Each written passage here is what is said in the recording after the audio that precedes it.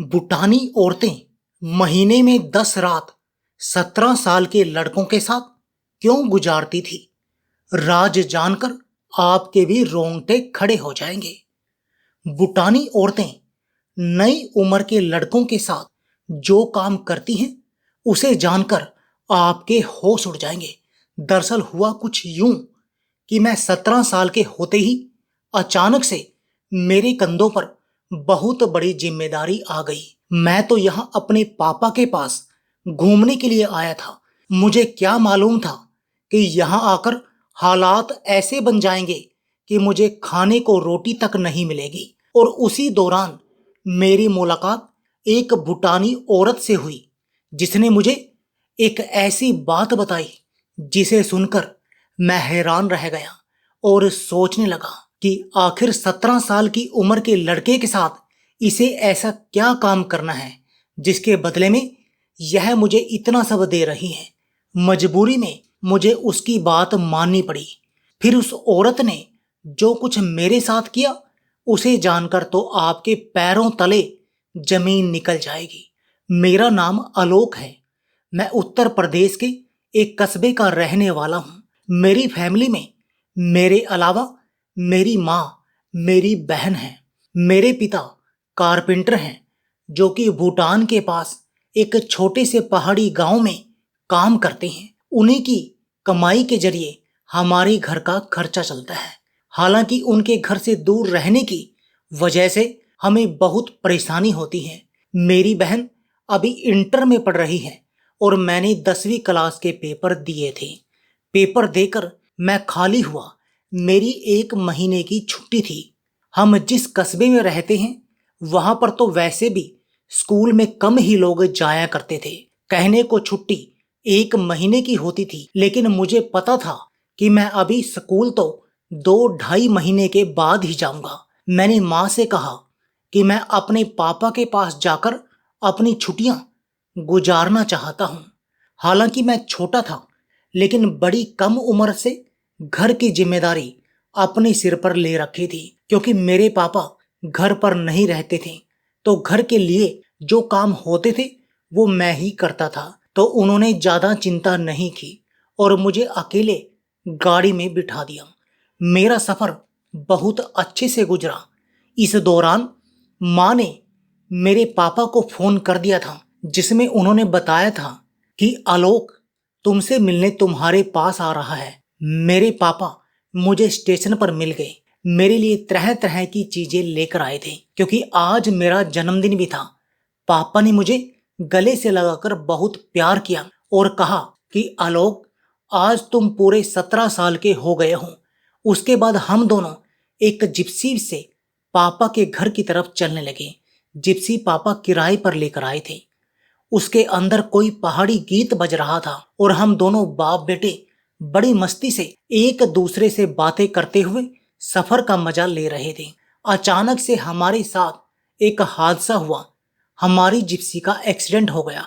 उस एक्सीडेंट में Gypsy car driver हाथों हाथ ही मर गया। हालांकि मुझे बहुत ज्यादा चोट नहीं लगी क्योंकि मैं गाड़ी के पहले झटके में ही गाड़ी से उछलकर नरम मुलायम घास के ऊपर गिर गया। लेकिन मेरे पापा बहुत बुरी तरह से घायल हो गए थे जिसकी वजह से मुझे उन्हें हॉस्पिटल लेकर जाना पड़ा। हॉस्पिटल में मैं गुमसुम सा खड़ा था। तभी पापा के दोस्त लोग आ गए। उन्होंने मेरे कंधे पर हाथ रखकर मुझे तसल्ली दी और कहा कि बेटा तुम चिंता मत करो, तुम्हारे पापा जल्दी ही ठीक हो जाएंगे।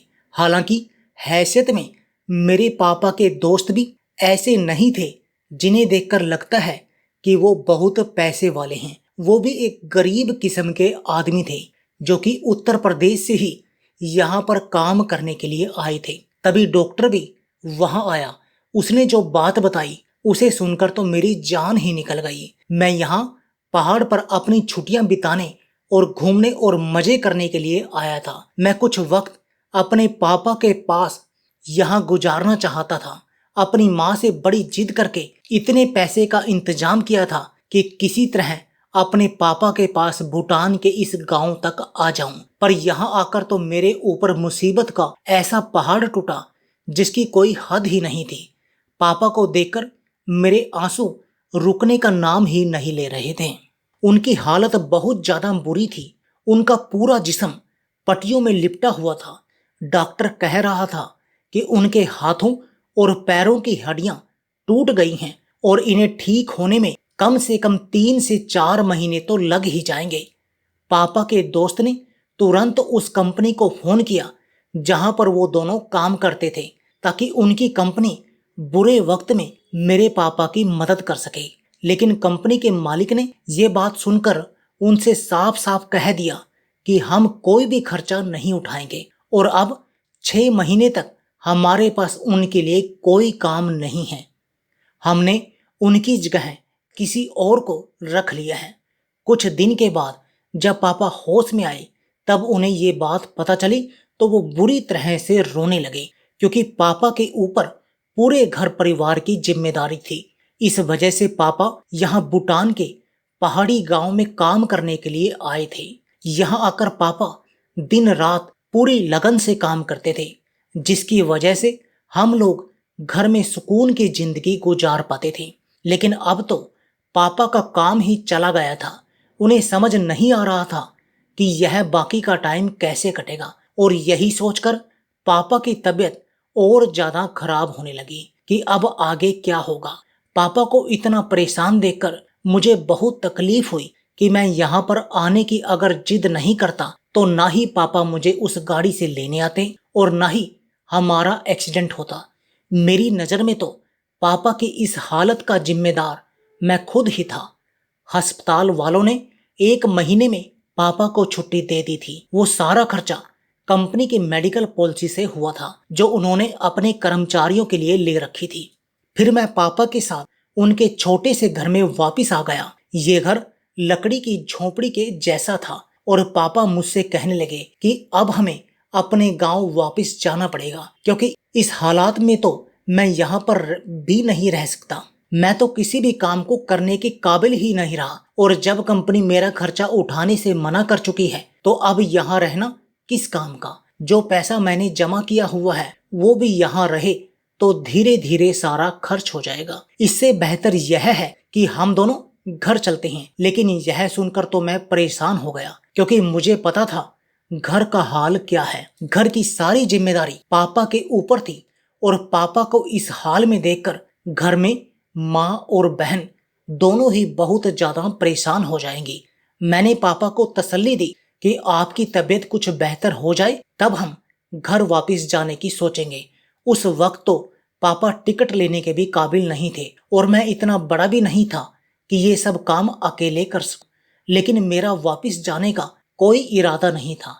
मैंने सोच लिया था कि मैं यहाँ कोई काम ढूंढ लूंगा, और जब तक पापा सही नहीं होते मैं अपने पापा के साथ रहकर उनकी जिम्मेदारी उठा लूंगा।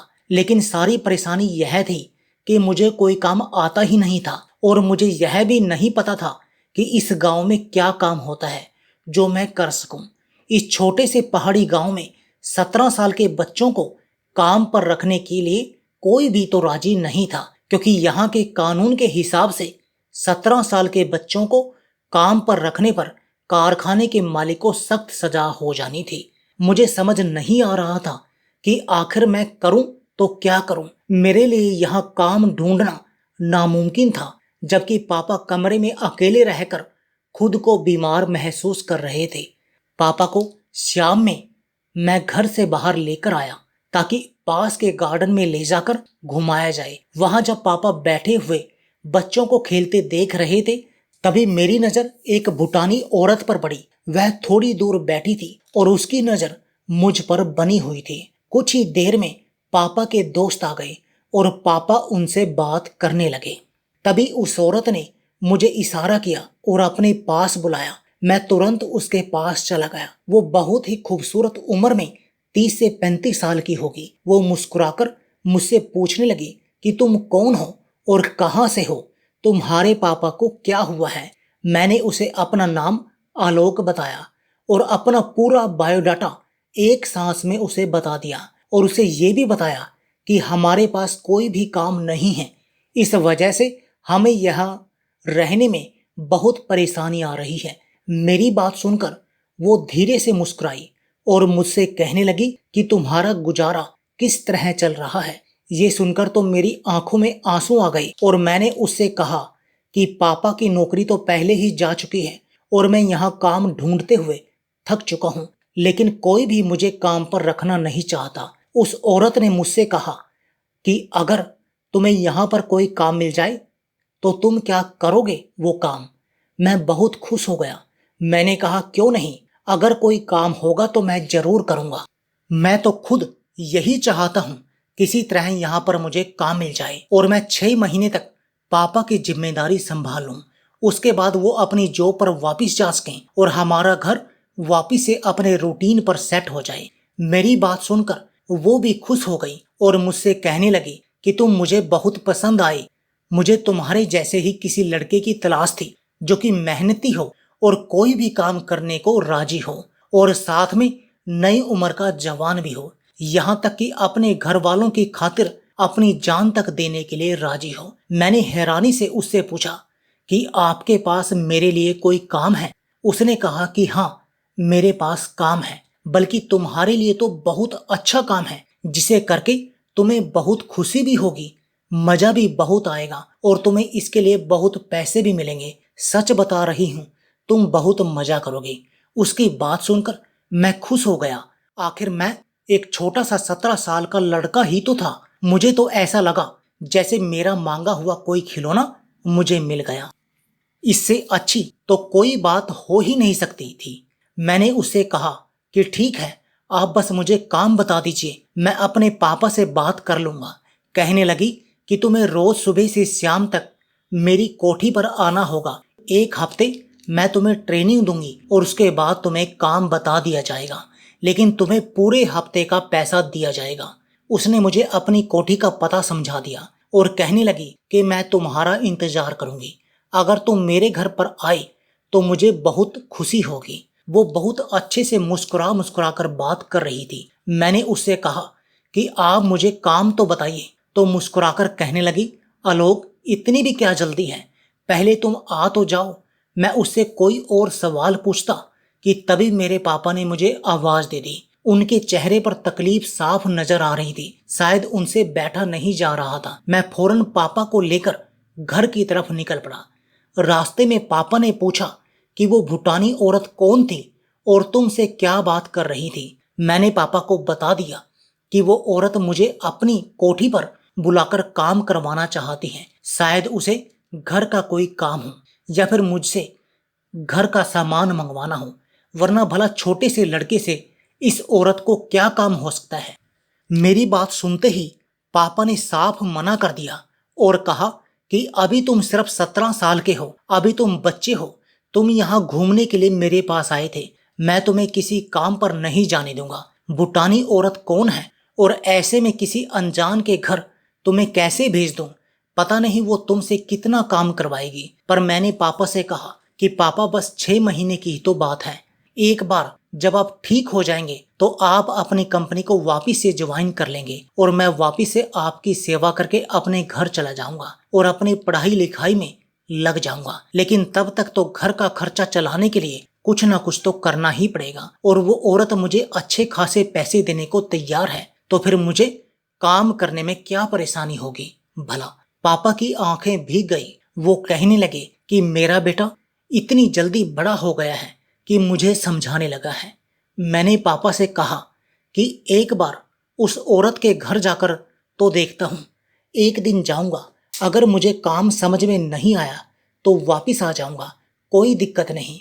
मेरी बात सुनकर और घर की परेशानी को देखकर पापा मान गए और मुझसे कहने लगे कि अगर तुम्हें कोई परेशानी हो तो तुम उसी वक्त वापिस आ जाना। और ये बातें करते हुए हम अपने घर आ गए।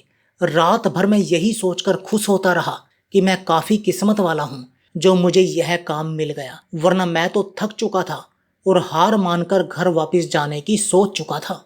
लेकिन मेरे दिल में थोड़ा सा डर भी था। मैं ये भी सोच रहा था कि ना जाने उसकी कोठी कितनी बड़ी होगी, क्या मुझे उसकी पूरी कोठी की सफाई करनी होगी। यही सब सोच अचानक से मेरी आंख बंद हो गई और मैं सो गया। अगली सुबह मैं सवेरे सवेरे उठ गया था और पापा के सारे काम करके उस औरत की कोठी पर जाने के लिए निकल गया।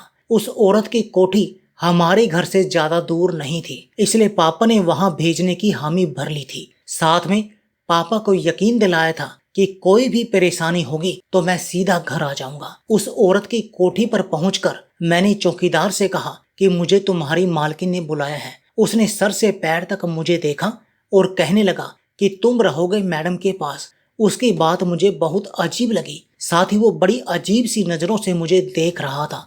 उसके बाद उसने टेलीफोन के जरिए एक नौकरानी को बाहर बुलाया और मुस्कुराकर उससे कहा, ये लड़का मैडम के साथ रहेगा। मालकिन एक से एक खूबसूरत लड़का ढूंढ कर लाती है, उनकी भी दाद देनी पड़ेगी। इस तरह की बातों को सुनकर मैं हैरान हो गया। भला काम करवाने के लिए किसी को खूबसूरत होने की क्या जरूरत है? मैडम को तो मेरे काम से मतबल होना चाहिए था। मुझे लगा शायद ये चौकीदार कुछ पागल सा है। नौकरानी चौकीदार की बात सुनकर हंसी और मेरा हाथ पकड़कर मुझे कोठी के अंदर ले गई। कोठी बहुत बड़ी थी और बहुत ही खूबसूरत थी। वहां तो किसी चीज की कमी नहीं थी। ऐसा लगता था जैसे कि सोने के किसी महल में आ गया हूं। मैं अंदर जाकर खूबसूरत सोफे पर बैठ गया। मेरे सामने लीची का जूस रखा गया, बिल्कुल ऐसे जैसे मैं कोई खास मेहमान हूँ। थोड़ी ही देर में मैडम भी वहां आ गई। मैं उस भूटानी औरत को देखकर हैरान रह गया। वो बहुत ज्यादा खूबसूरत थी। लग रहा था जैसे मैं किसी फिल्म की हीरोइन को देख रहा हूँ। नाइट सूट में बहुत सारा मेकअप लगाए वो मेरे सामने बैठी हुई थी। हालांकि मेरी उम्र इतनी भी नहीं थी, लेकिन फिर भी वो मुझे बहुत हसीन लग रही थी। मैंने अपनी नजर शर्म से नीचे कर ली। जो भी था वो मेरी मालकिन थी और मुझे उसके यहाँ काम करना था। मैंने जूस पी लिया तो मैडम ने मुझसे कहा कि तुम थोड़ी देर कमरे में जाकर आराम कर लो। उस औरत की ये बात सुनकर मैं हैरान हो गया। मैं तो यहाँ काम करने के लिए आया था, आराम करने के लिए नहीं। और ना ही कोई इतनी दूर से आया था कि मुझे आराम करने की जरूरत पड़े। मैंने फौरन कहा कि मैडम, मैं बिल्कुल तरोताजा हूँ, आप मुझे काम बताइए, मैं बड़ी मेहनत से आपका काम करूंगा। मेरी बात सुनकर वो भूटानी औरत अपनी खूबसूरत अंदाज में मुस्कुराती और बोली, काम तो तुम्हें ईमानदारी से ही करना होगा, इसी बात के तो तुम्हें पैसे मिलेंगे। लेकिन अभी तुम जाकर आराम करो और फिर मैं तुम्हारे पास आकर तुम्हें बताती हूँ कि तुम्हें क्या काम करना है। तभी एक और नौकरानी आई और वो मुझे लेकर एक बहुत खूबसूरत कमरे में चली गई। कमरा इतना बड़ा और इतना शानदार था कि मैं कुछ देर कमरे को देखता रहा। कमरा बहुत अच्छी तरह से सजाया गया था। जब से मैं यहाँ पर आया था, पापा की तबीयत को लेकर मैं बहुत परेशान था। ना तो मैं ठीक से कुछ खा पाया था और ना ही ठीक से कुछ देख पाया था। इस कमरे में आकर जब मैं सुकून से बिस्तर पर बैठा तो सामने लगे शीशे में मैंने अपनी शक्ल देखी। मैं तो वाकई बहुत खूबसूरत था। वो चौकीदार सही कह रहा था, खूबसूरत तो मैं हूं ही। अपनी माँ की तरह दूधिया रंग, तीखे नैनक्स और नीली आंखें। मैं दूसरे बच्चों से बिल्कुल अलग था। अपने गांव में भी मेरी आंखों के बड़े चर्चे थे।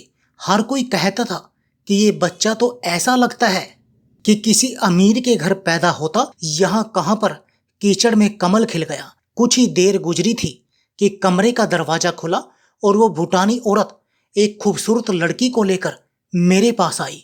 मैं उसे देखकर तुरंत उठकर बैठ गया। मैडम ने उस लड़की से मुझे मिलवाया। उसका नाम अनीता था। मैडम कहने लगी कि ये तुम्हें आज से उठने बैठने रहने सहने का तौर तरीका सिखाएगी। इस देश में कैसे रहा जाता है, कैसे बात की जाती है, और तुम्हें यहाँ की थोड़ी सी भाषा भी सिखा देगी। मैडम की ये बात तो मुझे बहुत अजीब लगी। आखिर मुझे घर के काम करने के लिए भूटानी तौर तरीके सीखने की क्या जरूरत थी, और उठने बैठने के तरीके तो मुझे पहले से ही मालूम थे। फिर मैडम अनीता नाम की खूबसूरत लड़की को मेरे पीछे क्यों लगा रही थी? तभी वो कहने लगी, एक हफ्ते तुम्हें ये सब सीखना है और उसके बाद तुम मेरे काम के बन जाओगे। ये पूरा एक हफ्ता तुम्हें अनीता के साथ ही बिताना है। वो तुम्हें छोटी से छोटी बात सिखाएगी। मैडम मुझे अनीता के हवाले करके कमरे से चली गई।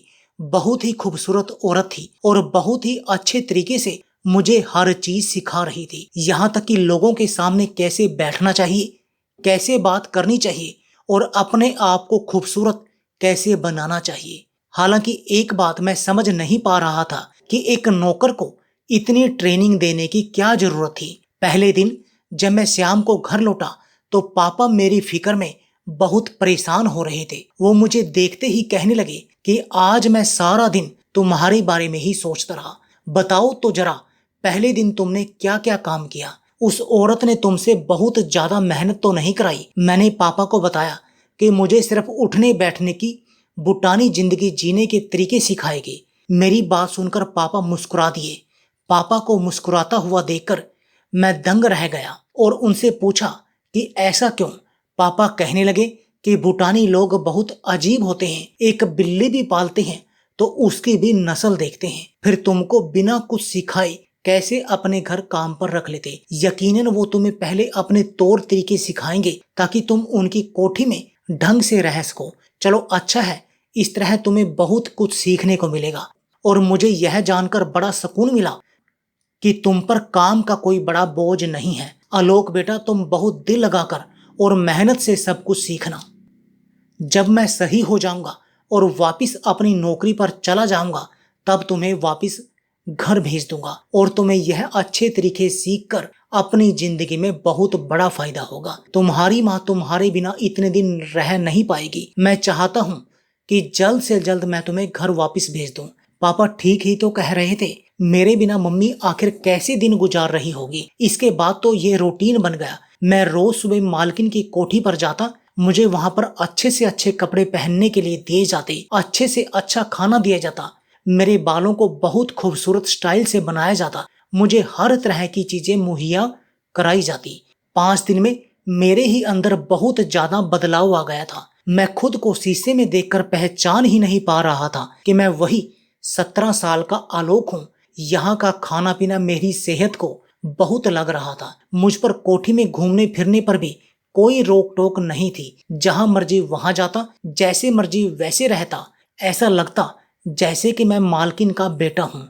अब तक मैंने यहाँ किसी काम को हाथ भी नहीं लगाया था। लेकिन एक बात मुझे बड़ी अजीब लग रही थी। मैंने कभी भी उस भूटानी औरत के पति को नहीं देखा था, जबकि वो शादीशुदा औरत थी। उनके तो बच्चे भी नहीं थे, लेकिन उनके पति के साथ उनकी फोटो लगी हुई थी। मैंने एक बार नौकरानी से पूछा कि मैडम के पति कहाँ हैं, तो उसने इतना ही बताया कि हमारे साहब तो काम के सिलसिले में हमेशा शहर से बाहर ही रहते हैं। उनका बहुत बड़ा कारोबार है, वो बस रात को ही घर पर आते हैं। मैं देखता कि वो भूटानी औरत तैयार होकर पूरे घर में टहलती रहती या फिर शॉपिंग के लिए बाहर निकल जाती। जब से मैंने अनीता से तौर तरीके सीखे थे, मैडम मुझे भी अपने साथ मार्केट ले जाती थी। वो मेरा हाथ पकड़कर शॉपिंग करती, मार्केट में घूमती, मुझे मेरी पसंद की चीजें दिलाती और मैं अपनी नौकरी पर बहुत हैरान था, जिसके लिए मुझे सैलरी मिल रही थी और इतना बहुत सारा सामान भी मिल रहा था और काम मुझे कुछ करना नहीं पड़ रहा था। मैंने अपने पापा को अपनी नौकरी के बारे में बताया कि वहां पर मैं पूरा दिन कैसे गुजारता हूँ।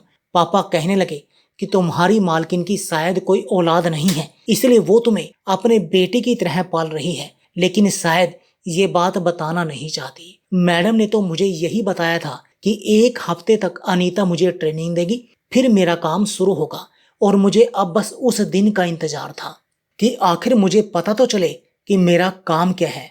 अभी तो मैं अपने नए नए कपड़े और महंगी महंगी चीजों को एंजॉय कर रहा था। पापा की तबीयत भी अब पहले से बेहतर हो गई थी, लेकिन इतनी भी नहीं सुधरी थी कि वो नौकरी पर जा सके। इधर मेरी नौकरी लग गई थी तो मेरे पापा की टेंशन भी कुछ कम हो गई थी। हालांकि हमने अभी तक अपने घर पर पापा के एक्सीडेंट के बारे में नहीं बताया था और ना ही मेरी नौकरी करने के बारे में। पापा मम्मी को शाम में फोन करते और उन्हें सब कुछ अच्छा अच्छा ही बताते। वहीं दूसरी तरफ मैं उस भूटानी औरत के घर में बड़े मजे से रह रहा था और 1 हफ्ते में मैं जैसे बिल्कुल ही बदल गया। हफ्ते के आखिरी दिन में जैसे ही मैडम के घर पहुंचा तो चौकीदार मुझे देखकर बहुत अजीब ढंग से हंसने लगा और कहने लगा कि आज से तुम्हारा काम शुरू होने ही वाला है। मैं भी इस बात पर बहुत खुश था कि आज मुझे काम करने का मौका मिलेगा। मैं कोठी के अंदर दाखिल हुआ तो अनीता मुझे कहीं नजर नहीं आई। दूसरी एक नौकरानी मुझे कहने लगी कि आज आपको सीधे मैडम के कमरे में जाना है। मैं जब से यहाँ आया था एक बार भी मैडम के कमरे में नहीं गया था। मैडम का कमरा हमेशा लॉक रहता था। मैं जैसे ही मैडम के कमरे में दाखिल हुआ तो देखकर हैरान रह गया। मैडम का कमरा तो आज पूरी तरह से सजा हुआ था, जैसे किसी नई नवेली दुल्हन का होता है। मैडम ने मुझे हाथ पकड़कर अपने बिस्तर पर बिठाया और नोटों की 2 गड्डियां मेरे हाथ में पकड़ा दी और कहने लगी कि ये तुम्हारी इस हफ्ते की तनख्वाह है। आज से पूरे 10 दिन तुम्हें मेरे साथ इस कमरे में ही गुजारने होंगे और आने वाले 10 दिन तुम इसी तरह से जीना जितना तुमने इस हफ्ते में अपनी जिंदगी का मजा लिया है। मैडम की यह बात मुझे कुछ समझ नहीं आई। हालांकि इतने सारे नोट देखकर मैं बहुत खुश हो गया। मैंने मैडम से कहा कि आप जो भी कहेंगे मैं पूरी ईमानदारी के साथ करूंगा। लेकिन उसके बाद उस भूटानी औरत ने जो कुछ मुझसे कहा वो सुनकर मेरे होश उड़ गए। आखिर ये मुमकिन ही कैसे था? मैं उस भूटानी औरत के साथ ऐसा कैसे कर सकता था? मैं अभी 17 साल का छोटा सा बच्चा था और जिस चीज की ख्वाहिश मेरी मैडम कर रही थी वो मेरे लिए मुमकिन ही नहीं थी। हालांकि मेरा नन्हा सा दिल उनकी अदाओं से और इस कमरे की खुशबू से पिघलता जा रहा था, लेकिन फिर भी मैंने अपने आप पर कंट्रोल रखा और उनसे कहा कि मैं यह सब नहीं कर सकता। तो यह सुनकर वो मुझसे कहने लगी कि मैंने पूरा 1 हफ्ता तुम्हें हर तरह की आज़ादी दी है, तुम्हें तौर तरीके सिखाए, अपने काबिल बनाया। अब तो तुम इस काम से मना ही नहीं कर सकते। वो पैसे तुम्हें इसी काम के लिए दिए गए हैं। इससे पहले तो तुमने कोई काम किया ही नहीं। मैंने तुम्हें अपने काबिल बनाने के लिए बड़ी मेहनत की है। अब तुम आखिरी मौके पर मुझे इनकार ना करो, मेरी हसरतें अधूरी रह जाएंगी। वो कहने लगी कि हम औरतों की जिंदगी बहुत अजीब होती है। दूसरे लोग हमारा पैसा और हमारी जिंदगी देखकर जलते हैं, लेकिन कोई हमसे ये नहीं पूछता कि हमारे दिल पर क्या गुजरती है। मेरे पति को ऐश करने की आदत हो गई है और वो अलग अलग शहर में अलग अलग औरतों से मिल सकता है और इस दौरान वो मुझे वक्त देना भी भूल गया है। उसे तो यह भी याद नहीं कि मैं जवान और खूबसूरत हूँ और मेरे भी कुछ अरमान हैं, लेकिन उसकी दिलचस्पी तो मुझसे ज्यादा बाजारू औरतों में है जिनको वो गलत तरीके से अपने साथ रखता है। इसलिए मैं भी महीने में 10 दिन लड़कों के साथ गुजारती हूँ और अपनी अधूरी ख्वाहिशों को पूरा करती हूँ। इस तरह ना तो मुझे प्रेग्नेंट होने का डर रहता है और ना ही किसी को मेरे ऊपर शक होता है। मैं जानती हूँ कि ये तरीका गलत है, लेकिन मेरा पति भी तो मुझे धोखा दे रहा है, तो मैं उसे धोखा क्यों न दूं? मैं बदले की आग में जलती रहती हूँ। महीने के आखिर में मैं अपने अंदर की आग इस तरह ठंडी करती हूँ। एक लड़का अपने बिस्तर पर पूरे 10 दिन रखती हूँ, लेकिन जितने लड़कों का इस्तेमाल मैंने आज तक किया है कोई भी तुम्हारे जितना खूबसूरत नहीं था। पर मेरा दिल अब तुम पर आ चुका है और मैं चाहती हूँ कि तुम मेरे साथ हमेशा के लिए यहीं पर रह जाओ। तुम्हारी जरूरत इस वक्त पैसा है और मेरी जरूरत तुम हो। मैं तुम्हें यह पैसे दूंगी जिसे तुम अपनी जरूरतों को पूरा करोगे, लेकिन इसके बदले में तुम्हें मेरी हर जरूरत को पूरा करना होगा। मैं तुम्हें अपनी जिंदगी भर अपने साथ रख लूंगी और तुम्हारे बाप को भी कभी नौकरी की जरूरत नहीं पड़ेगी, न ही तुम्हें वापिस घर जाना पड़ेगा। अपने बाप को अपने घर वापिस भेज देना और हमेशा के लिए यहाँ रह जाना। मैं छोटा था लेकिन बदअकल नहीं था। मैडम की एक एक बात मेरी समझ में आ रही थी और मेरे दिमाग में मेरी माँ की बातें चल रही थी। मैंने वो सारे पैसे मैडम के हाथ में पकड़ा दिए और साफ शब्दों में कहा कि मुझे हराम के इन पैसों की जरूरत नहीं है। मैं पाप के इस रास्ते पर चलकर पैसा कमाना नहीं चाहता। मैडम मुझे रोकती रह गई, लेकिन मैंने उसकी एक ना सुनी। पैसे की चमक भी मुझे रोक नहीं पाई और उनकी खूबसूरत जवानी भी और उनकी अदाएं भी कुछ भी मुझे रोक नहीं पाया, क्योंकि मेरी माँ की परवरिश मेरे लिए बहुत ज़्यादा अहम थी। जो कुछ भी मेरी माँ ने मुझे सिखाया था कि बेटा हमेशा सीधे रास्ते पर चलना, कभी कुछ करने के लिए गलत रास्ते का इस्तेमाल मत करना। मैं भागता हुआ उस कोठी से बाहर निकला और वापस गिरता पड़ता अपने पापा के पास आ गया। मैंने अपने पापा से आकर कहा कि अब हमें यहाँ से चलना चाहिए, क्योंकि हमारा यहाँ रहने का कोई मकसद नहीं है। ये लोग बहुत जालिम हैं। हम वापस अपने देश चलते हैं। एक रोटी खाएंगे लेकिन इज्जत से खाएंगे। आपकी थोड़ी सी बीमारी पर कंपनी वालों ने आपको बाहर निकाल दिया, जबकि आप सालों से उनके पास नौकरी कर रहे थे। उन्होंने इस बात का भी लिहाज नहीं लिया और मुझे उस औरत ने धोखे से अपने घर बुलाया, जो कि अपने जिस्म की भूख मुझसे मिटाना चाहती थी। चौकीदार का मुस्कुराता चेहरा मुझे आज समझ आ रहा था। मैं अपने पापा के साथ वापसी का टिकट ले चुका था और अब आने वाली मुश्किलों को सोच रहा था। मेरी जिंदगी मुश्किलों भरी जरूर थी, लेकिन पाप से भरी हुई नहीं थी। मेरी माँ ने मुझे बताया था कि जिंदगी देना इंसान के हाथ में नहीं है बल्कि भगवान के हाथ में है, लेकिन उस जिंदगी को कैसे गुजारना है यह हमारे हाथ में है। और मुझे यकीन था कि ऊपर वाले ने मेरे लिए कोई ना कोई इंतजाम कर रखा होगा। दोस्तों, पहले के लोग और थे, लेकिन आजकल के लोग ऐसे हैं जो दूसरों की मजबूरी का फायदा उठाते हैं। दौलत ने उन्हें अपनी इज्जत से भी भटका रखा है। उन्हें इस बात का अंदाजा भी नहीं कि वो कितना गलत कर रहे हैं। अगर आप इस कहानी के आखिर तक आ चुके हैं तो याद रखिए, आपको गलत काम करने के मौके बहुत मिलेंगे, लेकिन फैसला आपको ही करना होगा। जब तक आप सही रास्ते पर रहेंगे, आपके साथ कभी भी कुछ गलत नहीं होगा। दोस्तों, आपको क्या लगता है, जो मैंने किया वो सही किया या फिर मुझे वो ऑफर मान लेना चाहिए था? इसका उत्तर हमें कमेंट बॉक्स में जरूर देना। दोस्तों, जिंदगी में हर मोड़ पर हमें संभल कर चलने की जरूरत होती है। किसी भी काम को करने के दो रास्ते आपको हमेशा मिलेंगे। एक आसान और शॉर्टकट रास्ता होगा, दूसरा रास्ता मुश्किलों से भरा होगा। हमें इस बात का हमेशा ध्यान रखना चाहिए कि शॉर्टकट रास्ता हमेशा सही नहीं होता। कभी कभी शॉर्टकट के चक्कर में हम अपनी पूरी जिंदगी बर्बाद कर लेते हैं। जैसे यदि मैं भूटानी औरत का ऑफर मान लेता तो थोड़े दिन तो मैं ऐश की जिंदगी जीता, लेकिन कुछ समय बाद मैं कहीं का न रहता और सारी जिंदगी पछताता।